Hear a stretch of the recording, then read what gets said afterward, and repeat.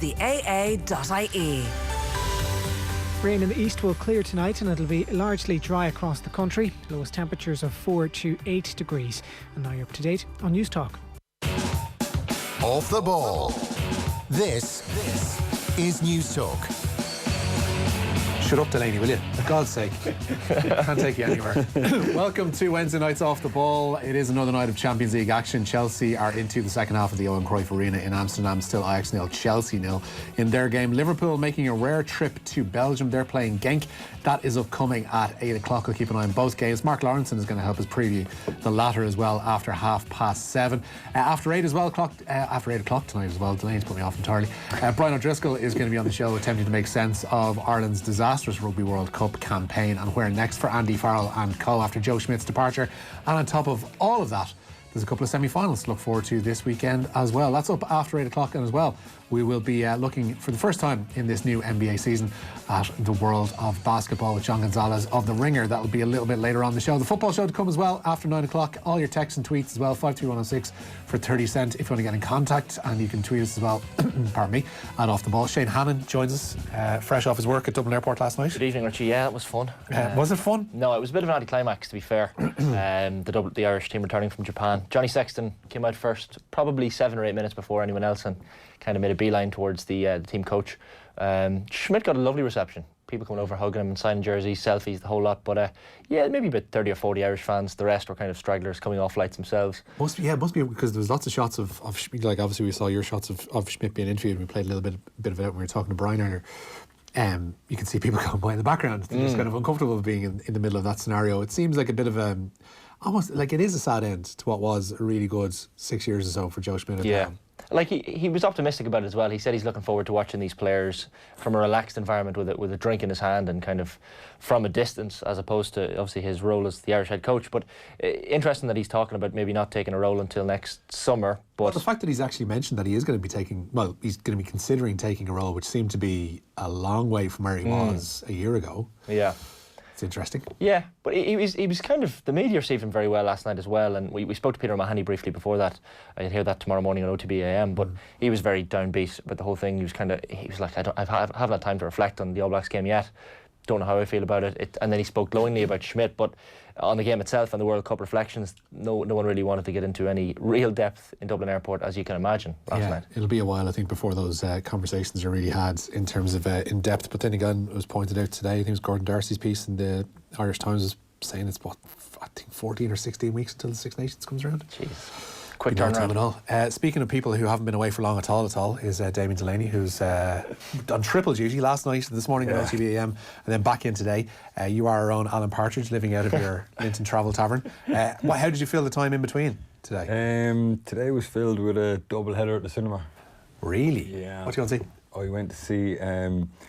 I've already told my missus I didn't watch The Joker because I promised I'd go and watch her, so hopefully she's not listening. She's not listening. Yeah, she's not listening. I went to see The Joker and State Secrets or something it's called. It's always a good sign when you don't remember the name. You know what? When you walk out, see something start and you walk straight back into another one. I think it was called Office Catherine Gunn.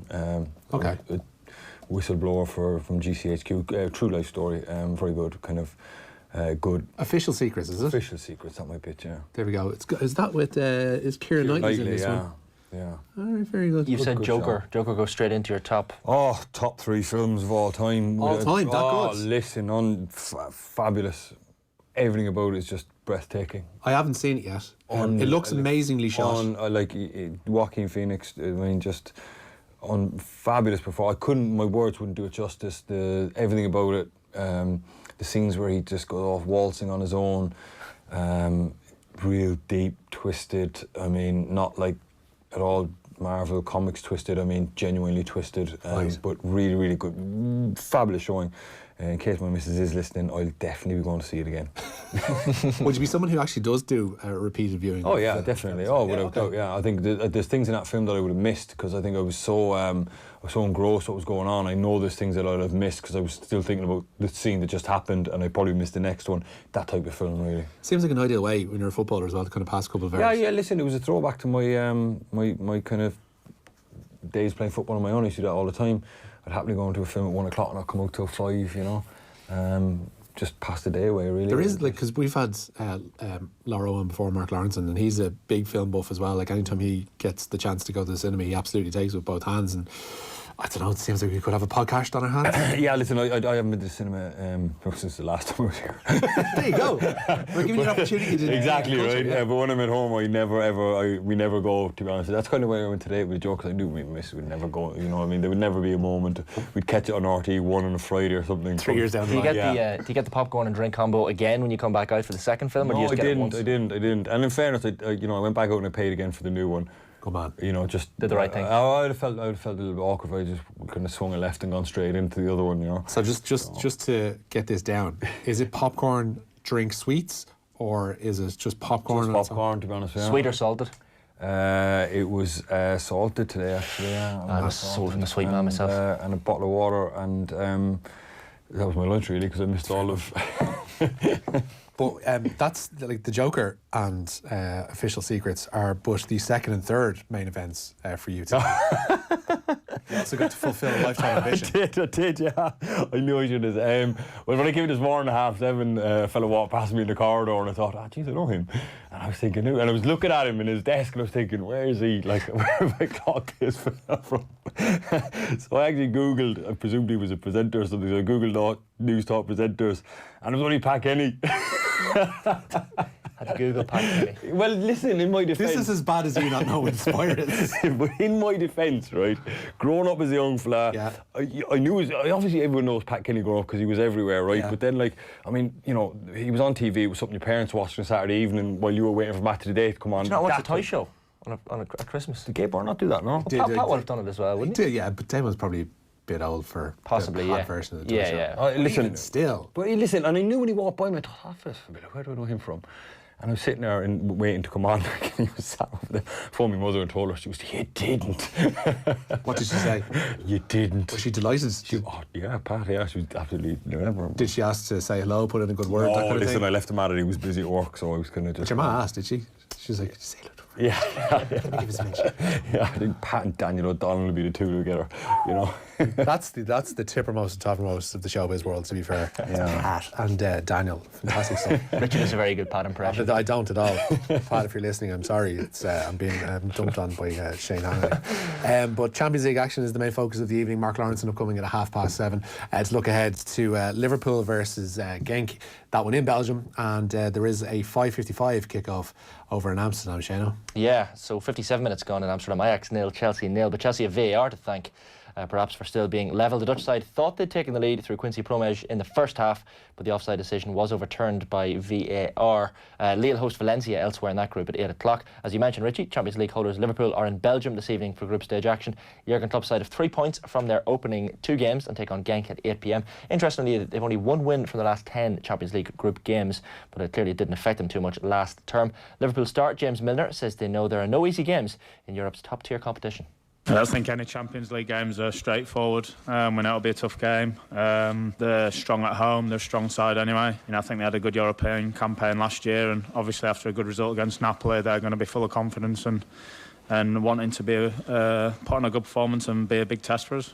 Meanwhile, Liverpool boss Jurgen Klopp says he was impressed by tonight's opposition Genk in their recent goalless draw with Napoli. I can assure you he was impressed by them. He was impressed. We do have team news in. Give us the team news then, Yeah, Shane. so 5 changes for Liverpool from the side that started that draw on Sunday against Manchester United. Mo Salah returns after a knock. There are also starting berths for Alex Oxlade-Chamberlain and Naby Keita. James Milner and Dejan Lovren replaced Trent Alexander-Arnold and Joel Matip in defence after the pair did not travel to Belgium. So the team in full: Alisson in goals, back 4 of Milner, Lovren, Van Dijk and Robertson, midfield 3 of Keita, Fabinho and Alex Oxlade-Chamberlain, while you have the front 3 of Sadio Mane, Mo Salah and Bobby Firmino. Damien, your thoughts on that team? Yeah, Milner for Trent Alexander-Arnold is probably the most glaring. That was obviously going to happen. Lovren's an interesting one. Maybe didn't have any other options really. Look, it's a good side.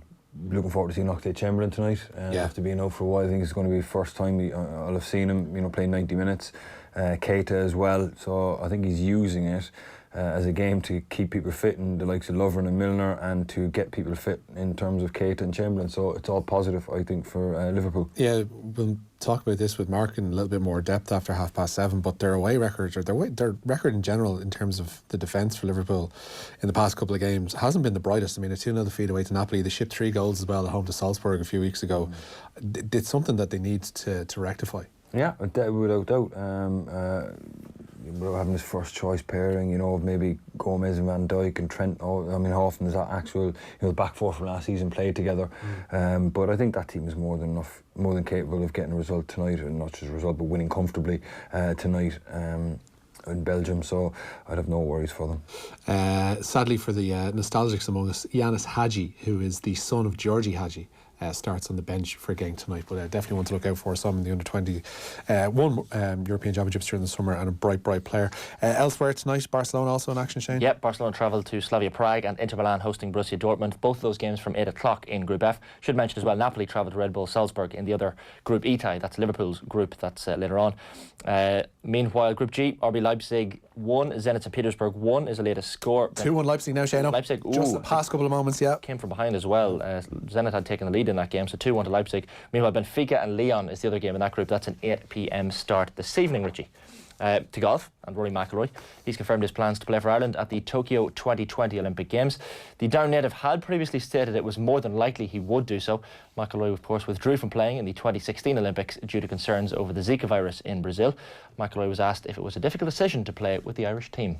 It was difficult up until the point that it wasn't, if that makes sense. It's like, I think I made it more difficult for myself than I needed to. My feelings towards it were more, what will other people think? And once I got that out of my head and I really just tried to do what was right for me, then it became easy. So it was me wrestling with all those things. And as I said previously, once I left the, not trying to upset anyone, once I left that aside, then it was actually a pretty easy decision. And the decision was, I'm going to play golf for the country or the nation that I've always played golf for, through my junior days, my amateur days, and now into the professional game.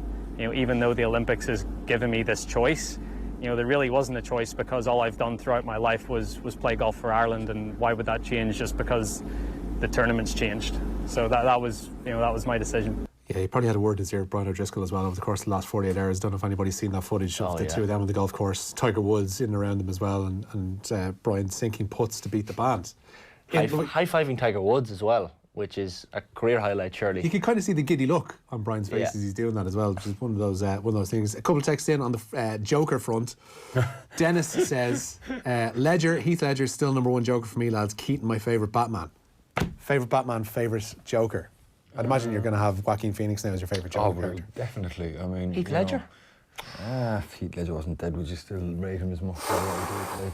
He was a great Joker. He was a good Joker. He was very good. But watching this guy today, breathtaking. Is that not recency bias though? It's kind of no, not at all. Honestly, not at all. I mean, Heath Ledger was good and all that, but he was good. Don't get me wrong, very good, excellent. But this guy, just go and see the film, and if you disagree with me, well then fair enough. But Jack Nicholson nowhere in the ratings? No, come on. Lads. Jack as the Joker That's was nostalgia bias. It's not really. Jack Nicholson, seriously? I thought you were winding me up. To be honest, huh? Yeah. No, come on, gee. Oh my goodness, no. All right, fair enough. See, Richie likes retro t-shirts and football jerseys and all, so he's going to go for the retro. I am wearing a Doobie Brothers t-shirt, for God's sake. Text in as well asking, who was Damien's favourite TV presenter? If you want to have a questionnaire for Damien, by all means, let's make this happen. Who was Damien's favourite TV presenter, personality? Strikes me as a Wogan man, says Kate and Meath. Unbelievable, Kate. Precisely, definitely. Wogan? Yeah. Really? Yeah, I used to Love listen Terry to Wogan. him. Yeah, I did. I used to listen to him on Radio 2. Radio 2? Yeah, I did. I just love him. He's got just a nice way about him, and he's got a lovely drawl to his voice, and it's soothing almost. I don't know. There was a nice lilt to he was just a genuine good fella, yeah. There you go. Kate, you were bang on the money. Yeah, bang on. Keep the Damien questionnaire coming, 53106. You can tweet us at Off the Ball. as well. But as you alluded to there, Shane, Joe Schmidt was speaking after Ireland's homecoming last night. Indeed. Joe Schmidt says he could be back in a coaching role by next summer, as we said. The outgoing Ireland head coach says he's been blown away by some of the offers he has received. Speaking on the team's return to Dublin Airport last night, though, the New Zealander says he's made a promise to his family to take some time out. Yeah, I'm sure my wife is thinking, what else is he going to do as well? I know that I'm not going to do it in the near future, and I've been blown away by some of the approaches and incredibly humbled by them. But I made a commitment that I'm going to absolutely stick to through to at least June, July of next year, and then as a family, we'll sort of step back and decide what people want to do and how we'll go about things, because it hasn't been a job. It's been a way of life. It's been 7 days a week, and I think I can honestly say in 6.5 years I've not taken one full day off. There's not one day where I don't think I've either been scribbling notes or watching footage or getting to a game or doing some coaching or going into a club and doing something, and I've loved it. Yeah, he's been ever present, really. Like, there isn't a week that went by when Joe Schmidt wasn't being pictured at the rugby club, as you mentioned there, or alongside some young players, or involved obviously in the Ireland setup in the past while. When you do take a step back from a job like being a professional footballer, that's been all encompassing, that has literally taken up every minute of your thinking. When you finally withdraw from that, it's a massive leap into the unknown. Or is it? It's not. You're like your if it's what you want to do and the time has come, then you embrace your new kind of path, or the way you want to go, or the circumstances that have happened to you. If you've chosen it and you want to do it and you feel it's the right thing to do, then you do. I think Josh Schmidt still very, very, very raw. Listening to him talk there, I think in about a month's time we'll see it totally different and he'll feel completely different. I just feel uncomfortable listening to him there at the airport, really, It's kind of, you get the feeling, and it's fair enough, that he would rather not talk, and rather not, like, in those circumstances, first of all, and then obviously in the wake of a disappointing World Cup exit. It doesn't seem like it's, and Shane, I'm blaming you for this, it doesn't seem like it's the place for it. It's not at all. It's not where you're going to get the most accurate perception of Joe's World Cup. Yes, they're straight off a plane for a start, which doesn't help. They're tired. But he's choosing to speak as well, though. He should probably just give it. It's been great, fantastic. And do you know what? Probably had PR man just give them a few words. It's probably best just to. I think so too. Yeah, that kind of thing. The other dynamic as well, obviously, with Andy Farrell taking over, someone who has been involved in the coaching team already. I don't know if you've come across this, Damien, before, where the person taking over a managerial position has already been involved in some capacity previously and is just maybe stepping up a level, and maybe what dynamic that has on a team. And it's all new, but is it really new? And the players kind of. It'll be interesting. I don't know the dynamics of it, but what was his relationship with the players? Because he's now gone from being a coach and maybe potentially a shoulder to cry on, or a go-between between the manager, and now you've all of a sudden got to change those relationships, or are you going to continue to manage in the same way that he was as a coach? I've never been a big believer in number two stepping up to be number one, because if you were going to do anything different, then you should have maybe made your concerns known previously, or are you going to come in and go, geez, remember when Joe did that, lads? I mean, I was in the office telling him not to do that, and he's in a tough spot. Very difficult spot. It's one thing if Ireland had gotten to a semi-final and lost with a bit of credit and by a couple of points, whatever, in the semi-final, but we've, by the IRFU's own standards, they set forth saying that anything less than a semi-final would have been quote unquote failure or a disappointment. They have failed. And now they have somebody within the camp who is part of that failure, having to step up and try and take it on. You can't do anything about it because you've already announced them a year ago, or whenever it was. So it's a really interesting and strange dynamic, and how it's going to be. I'm not on the inside. I'm just talking from my experience. I don't know enough about rugby, and I don't know enough about the dynamics of the coaching structures and how their relationships are and how they coach and stuff. So I'm just talking from a football point of view. If you've been successful and number two takes over, then you can preach the whole continuity. Nothing's going to change, type of thing. But I guess Vinnie Perth at Dundalk kind of was against that. He's done remarkably well, having stepped up from a number two position, and there are exceptions. It can go well. But he did buy a hell of a squad. Right, and Vinnie Perth stepping into a very success. He didn't really need to do much insofar as he could tweak a few things and put his own little stamp and whatever. But this guy, he's taken over after a catastrophe, so he's have a difficult job. By the way, if anybody is near a computer at the moment, the second I had this flea in my ear by the name of Enda Call outside in the box, who says if you can go near Flash Score or whatever, there's 5 sites available of course, have a look at the Leipzig second goal tonight. It is an absolute wonder strike from Marcel Sabitzer. He cross in from the left, he takes it down in his chest. Now in fairness, the marking's pretty slack. He has a chance to take a step back and does one of those sliced volleys into the corner where it looks like it's moving at medium pace up into the far left-hand corner as we look at it. Beautiful goal. Leipzig 2-1 up at home to Zenit. Speaking of young footballers with promise, yes, Shane. Indeed, Spurs star Troy Parrott and QPR's Ryan Manning are in the frame to make the Republic of Ireland squad for the upcoming games against New Zealand and Denmark at the Aviva Stadium next month. Manager Mick McCarthy has told FAI.ie that the pair are in his plans ahead of next week's official squad announcement. Parrott, of course, scored 4 times for Spurs under-19s in the UEFA Youth League against Red Star Belgrade yesterday. Meanwhile, Sheffield United striker David McGoldrick and Burnley's Robbie Brady are close to a return to international action after recent injuries, according to Mick. You mentioned last night that the Parrott thing is probably a bit too soon for him, Damien. Ryan Manning, though, has been getting regular action for QPR. He started left wing back. He's kind of withdrawn from the role I think he initially went over to from Galway, where he was a slightly more forward thinking player. The left back area is one that Mick's had an awful lot of looks at. Matt Doherty's obviously played there. Enda Stevens is his preferred option. He brought in Greg Cunningham, Derek Williams, both of whom can play in that area, and now he's seemingly leaning towards Ryan Manning as a place. It's something that's been preoccupying him for pretty much the duration of his tenure. Yeah, I think, but he's doing really well at QPR, and he's having a good season from what I've seen. So I think he deserves his chance and he deserves to be involved. Now on to this absolute sham of a PFAI Team of the Year, Shane. Spot the Bows fan in the corner. So 5 players. All I'm saying is, how James Talbot isn't in this team is absolutely beyond me. Okay, I'll let listeners make up their minds to 53106. But of the 11 players, 9 are from Dundalk and Rovers, 5 of which are from Dundalk. So the PFAI Team of the Year: Sean Gannon, Sean Hoare, Chris Shields, Patrick Hubin and Michael Duffy for Dundalk all make the cut. Shamrock Rovers goalkeeper Alan Manus. How? Let me finish. Defenders Lee Grace and Sean Kavanagh and midfielder Jack Byrne are also included. Fair enough. Bow star Danny Mandrew, which I'm sure you'll agree, Absolutely. and Derry City's David Parkhouse are the other inclusions. Dundalk's Michael Duffy and Sean Gannon are Player of the Year nominees alongside Jack Byrne, while Byrne is also up for Young Player of the Year with Danny Mandrew and David Parkhouse. James Talbot should be in there. In place of whom? Alan Manus. In goal. Of course, but nailed on. Absolutely, it's not even a discussion. You were never going to say Patrick Oban there. It's not even. Where should be a striker. Where did Bones finish the table? We are third at the minute. Manus has had a good year. He's not as good a year as James Talbot. It's just not. I don't think it's even up for dispute. 5-3-1-6 if you agree or disagree. I also think Junior at Derry City has probably been worth a mention as well. And maybe this is hand on heart, and this is as a Boss fan, I might have him above Mandrew. It's fair. It's fair. You're allowed your opinion. Gave opinions, Jano. Yes, indeed.